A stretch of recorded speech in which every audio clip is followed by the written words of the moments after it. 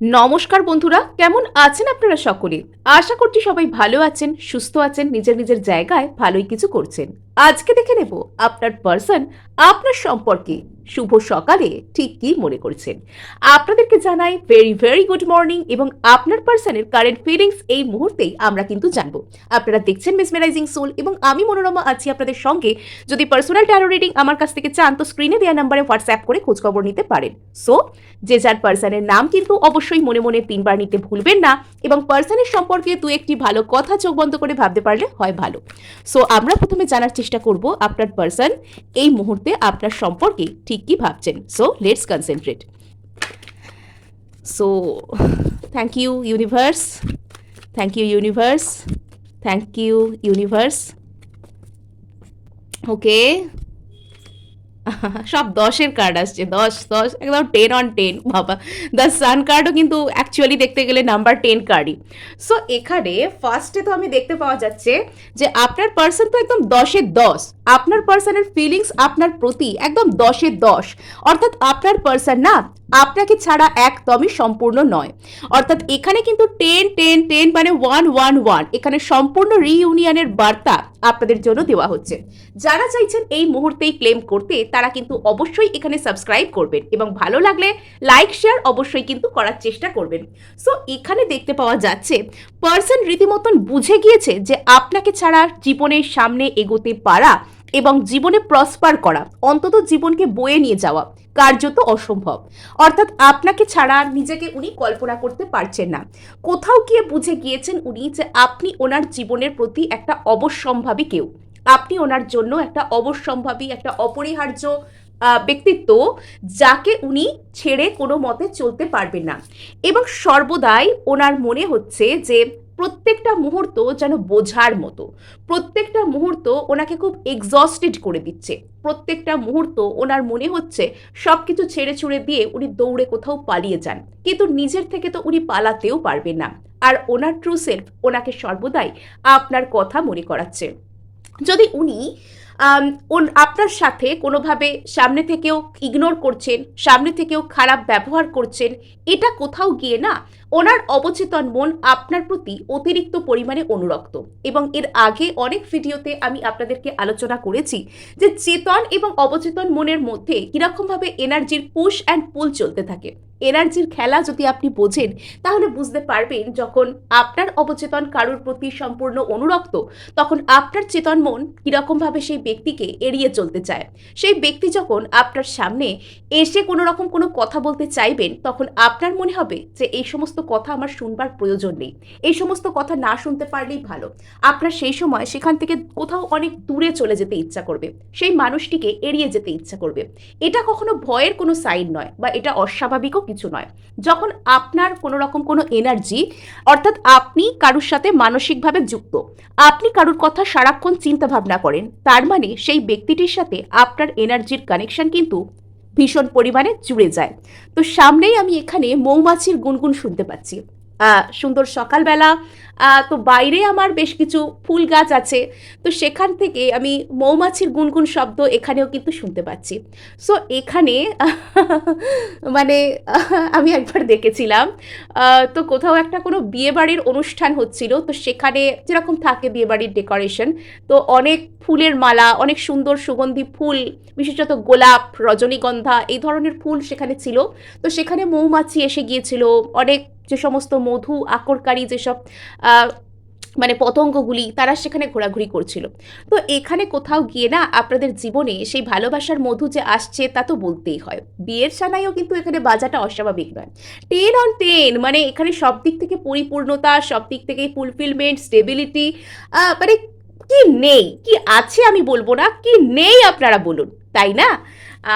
So এখানে যেটা আপনাদেরকে বলছিলাম, যখন আপনি কোনো ব্যক্তির সাথে, আপনি কোনো ব্যক্তির কথা সারাক্ষণ ভাবতে থাকেন, তখন সেই ব্যক্তির সাথে আপনার মন কিন্তু এনার্জেটিক্যালি কানেক্টেড হয়ে যায়। এনার্জেটিক্যালি আপনারা সেখানে ইন্টারকানেক্টেড হয়ে যান, আপনি এবং তিনি এনার্জেটিক কানেকশন ফর্ম করেন।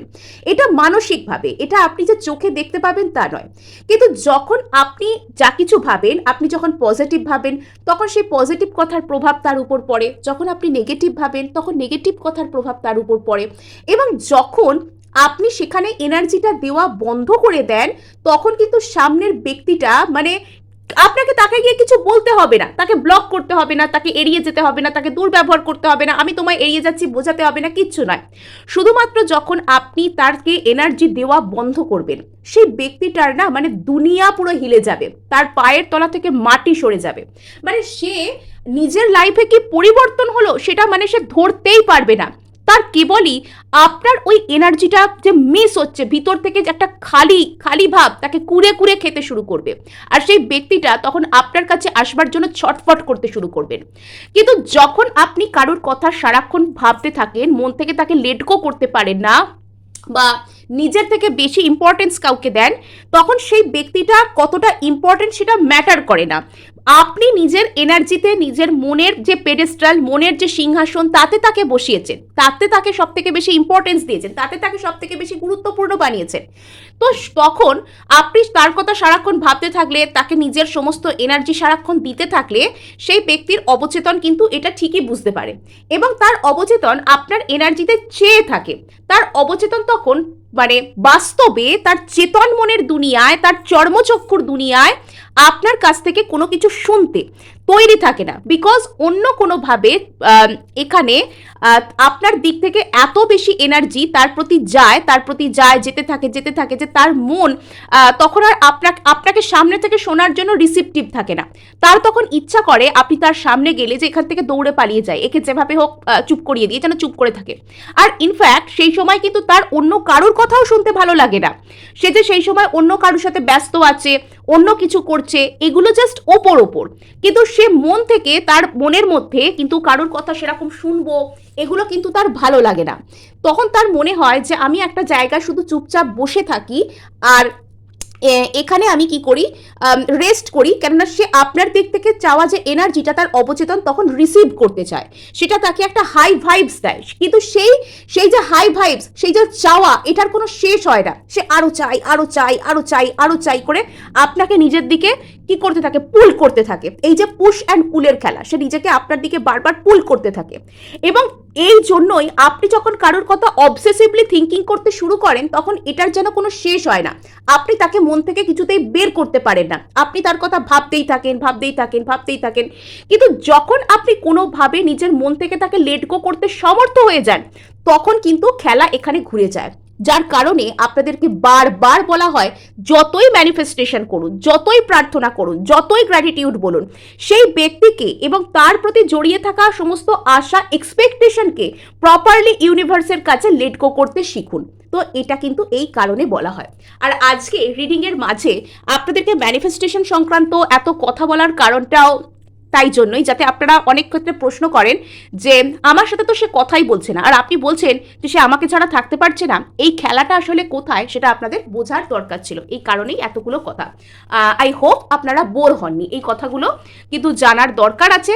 ট্যারো শুধুমাত্র মানুষকে মানুষের ভবিষ্যৎ বলা নয়, মানুষের মনের মধ্যে লুকিয়ে থাকা হিডেন ইনসিকিউরিটিস, তার মনের মধ্যে সমস্ত রকমের ফোবিয়া, কেন কি হচ্ছে, এত বছর ধরে আমার সাথে অন্যায় কেন ঘটেছে, আমি কেন কি করছি, কেন কি পাইনি, এই সব কিছু তার কাছে ধরিয়ে দেওয়ার জন্যই হচ্ছে ট্যারোর আসল পারপাস, তাই না?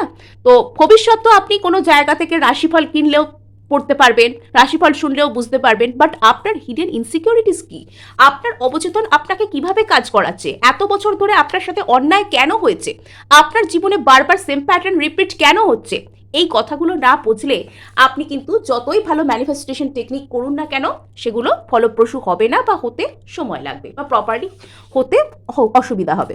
সো এখানে নেক্সট কার্ড আমরা দেখতে পাচ্ছি, অনেক কথা বলে ফেললাম, আই হোপ আপনারা বোর হননি, এগুলো আপনাদের জন্যই আমি আলোচনা করে থাকি। সো এখানে দেখতে পাওয়া যাচ্ছে 10 অফ পেন্টাকলস কার্ড। এখানে 10 পরপর 3টে কার্ড এসছে, মানে সকালবেলা এই ধরনের কার্ড মানে দুর্দান্ত এখানে একটা কিছু আসতে চলেছে। আর এখানে এই ব্যক্তিটা তো আপনার সাথে প্রচুর পরিমাণে স্টেবিলিটিকে দেখতে চাইছেন। এই ব্যক্তিটা আপনাকে নিজের জীবনে ধরে রাখবার জন্য মানে ইনি বুঝে গেছেন যে এনাকে সেই ফ্যামিলি লাইক স্টেবিলিটি, সুন্দর ফ্যামিলি লাইফ, পরিবার জীবন বলতে আমরা যেটাকে বুঝি, সেটা ইনি কেবলমাত্র আপনার কাছ থেকেই পেতে পারেন। সেই পরিবার সুখ, পরিবার জীবন, পরিবার জীবনের সাফল্য, এটা শুধুমাত্র ইনি আপনার কাছ থেকেই পেতে পারেন। এবং ইনি আপনাকে লং টার্ম স্টেবিলিটির জন্য দেখছেন। এবং এখানে ইনি একদিন আপনার কাছে আসবেন, তারপর আবারও চলে যাবেন। কোনোভাবে প্যাশনেট হয়ে বা কোনো রকম ফাস্ট থিঙ্কিং করে ইনি আপনার কাছে আসবেন কোনো সাময়িক স্বার্থসিদ্ধির জন্য, তারপর আবারও বেরিয়ে যাবেন। এখানে কিন্তু এরকম কোনো কিছু ঘটবে না। এখানে যা কিছু ঘটবে, ইনি চাইছেন লং টার্ম স্টেবিলিটি, আমরা ফ্যামিলি তৈরি করা যেটাকে বলি, এবং যে ফ্যামিলি তৈরি করার মধ্যে সাকসেস থাকবে, সব দিক থেকে সাকসেস, ফিনান্সিয়াল সাকসেস, সবাইকে একসাথে থাকা, সবাইকে একসাথে বেঁধে রাখা, একটা পারফেক্ট ইউনিয়ন হিসেবে সাকসেস, সমস্ত দিক থেকে সাকসেসকে ইনি কিন্তু চোখে রাখছেন।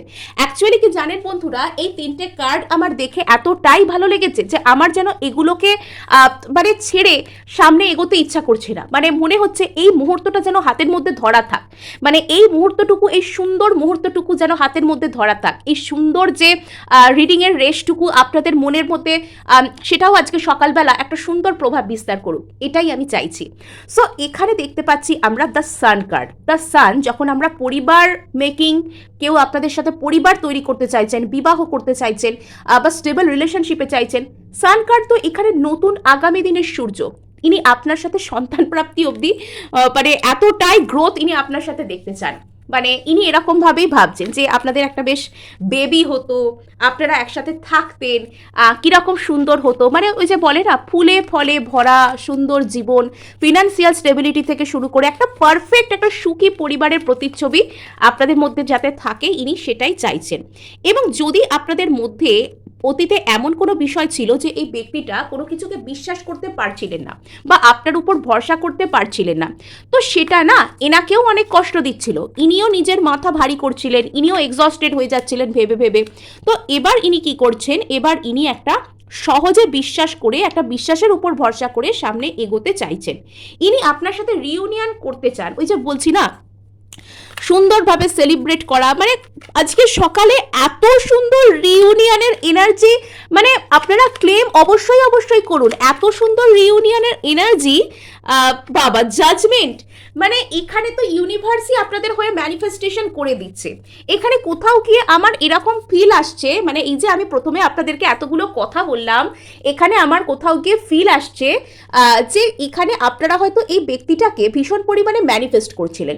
আপনারা এই ব্যক্তিটাকে কেন্দ্র করে আপনাদের মনের মধ্যে যাবতীয় যা কিছু নেগেটিভ চিন্তা আছে, শ্যাডো আছে, আপনাদের রিলেশনশিপকে কেন্দ্র করে আপনাদের যাবতীয় যা কিছু শ্যাডো আছে, মানে দুর্ভাবনা আছে, আপনারা সেই সব কিছুর উপর কাজ করেছেন, আপনারা নিজের উপর কাজ করেছেন, আপনারা নিজের সমস্ত ইনসিকিউরিটির উপর কাজ করেছেন। আর তার ফলে ইউনিভার্স আপনাকে ন্যায় বিচার দিচ্ছে। আর এই ন্যায় বিচার পাওয়া পর্যন্ত যে দৌড়, ন্যায় বিচার পাওয়া পর্যন্ত যে জার্নি, সেটা কিন্তু খুব একটা সহজ হয় না। কেননা আপনি এখানে ম্যানিফেস্ট করেছেন, আপনি এখানে অনেক পরীক্ষা দিয়েছেন, এবং তারপর আপনি ব্রহ্মাণ্ডের কাছে সম্পূর্ণ সারেন্ডার করে দিয়েছেন। সেই যে সব থেকে সর্বশক্তিমান, সুপ্রিম পাওয়ার, ঈশ্বর বা যে এনার্জিতে আপনি বিশ্বাস করুন না কেন, তো আপনি তার কাছে মন থেকে সারেন্ডার করে দিয়েছেন, মন থেকে তার কাছে ব্যক্ত করে দিয়েছেন যে আমি আমার ভালোর জন্য এগুলো চেয়েছি, আমি তোমার প্রতি বিশ্বাস রেখেছি, আমি এখানে আজকে হলেও খুব বেশি খুশি নয়, আর না হলেও খুশি না, হলে অবশ্যই খুশি, হলে খুশি নয় নয়, হলে নিশ্চয়ই নিশ্চয়ই খুশি, কিন্তু না হলে ওই যে অনেকে ভাবে না অবসেসিভলি থিঙ্কিং করার সময় যে না হলে কি হবে, মরে যাব, এই হবে ওই হবে সেই হবে, মানে তারা মানে কি করে হবে, ওই হবে হবে হবে হবে ওটার সাথে এত বেশি অ্যাটাচ থাকেন যে তাদের বারবার অবচেতন তাদেরকে মনে করে যে হবে না, তোর মধ্যে এই ইনসিকিউরিটি আছে। মানে আপনি আজ আর আপনার ইনসিকিউরিটি তারা ট্রিগার্ড নন, ইনসিকিউরিটির জায়গাগুলো আপনার আজকে হিল্ড হয়ে গেছে, আপনি আজকে স্বয়ং সম্পূর্ণ, আপনি আর সেই সামনের ব্যক্তিটার কথা সারা দিন রাত চিন্তা করতেই হবে এরকম আর করেন না। আর এটাই না এই ব্যক্তিটাকে পুরো পাগল করে দিচ্ছে। আপনার সেই ব্যক্তিটা, আপনার সেই স্পেসিফিক পার্সনের কিছু বড় ধরনের রিয়েলাইজেশন এসেছে আপনাকে কেন্দ্র করে, উনি এটা বুঝতে পেরেছেন যে আপনি সেই ব্যক্তিটা, আপনি সেই মানুষটা ওনার জীবনে, যিনি ওনাকে সম্পূর্ণ করবেন, যার সাথে ওনাকে একটা সুন্দর হারমোনিয়াস রিলেশনশিপ গড়ে তুলতে হবে। কিছু কিছু ক্ষেত্রে আপনি হয়তো এই ব্যক্তিটার থেকে জীবনে চলার পথে এগিয়ে গেছেন। অ্যাকচুয়ালি কি জানেন, জীবন তো কারোর জন্য থেমে থাকে না। এখানে কেউ আপনাকে ইগনোর করছে, কেউ বারবার আপনার জেনুইন এফর্টকে দেখেও না দেখা করে দিচ্ছে। আপনি চেষ্টা করছেন একটা রিলেশনশিপকে ধরে রাখবার জন্য, কিন্তু কেউ বারবার আপনাকে দেখেও না দেখা করে দিচ্ছে। তো সেই জায়গায় আপনি যদি সামনের দিকে এগিয়ে যান, আপনি যদি এখানে নিজের কথা ভাবতে শুরু করেন, তো সেটা আপনার ক্ষেত্রে অন্যায় নয়। তো আপনি কিছু কিছু ক্ষেত্রে নিজের ভালোর জন্য, ফর ইওর হায়েস্ট গুড, আপনার মনে হয়েছে যে এই মুহূর্তে এটাই করা দরকার, আপনি সামনের দিকে এগোতে শুরু করেছেন এবং আপনার সামনে আপনার মনে যা কিছু নেগেটিভিটি এসছে আপনি সেগুলোকে হিল করেছেন। কিন্তু তার পরবর্তীতে এই ব্যক্তিটা বুঝতে পেরেছেন যে ইনি সত্যি সত্যি আপনাকে ভালোবাসেন। যখন আপনি জীবনে চলার পথে এগিয়ে গেছেন, যখন আপনি আজকে এগিয়ে যাচ্ছেন, যখন আজকে আপনি আর পিছন ফিরে তাকানোর মানসিকতায় নেই, যখন আপনি এরকম মাইন্ডসেটে এসে গেছেন যে যা হবে দেখা যাবে, যা হবে দেখা যাবে আর কি, মানে একটা ডোন্ট কেয়ার টাইপের একটা বোল্ড, একটা সুন্দর, একটা স্টেডি, নিজের প্রতি একটা স্ট্রেট ফরওয়ার্ড, যার নিজের প্রতি ভরসা আছে যে বাবা তোকে ছাড়াও আমি আমার লাইফটাকে সর্টেড রাখতে পারি, তোকে আমার নিজের উপর এটুকু কনফিডেন্স আছে যে আমি তোমাকে ছাড়াও আমার জীবনটাকে সুন্দর বানাতে পারি।